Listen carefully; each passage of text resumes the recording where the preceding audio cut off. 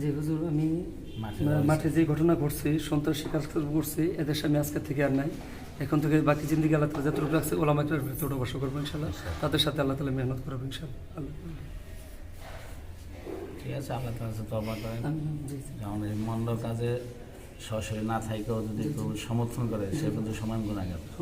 জি যেমন এখানে যে খুন হয়েছে, খুন তো সাধারণ আমার বিষয় দিনের না। অবস্থা তো আল্লাহ জানে।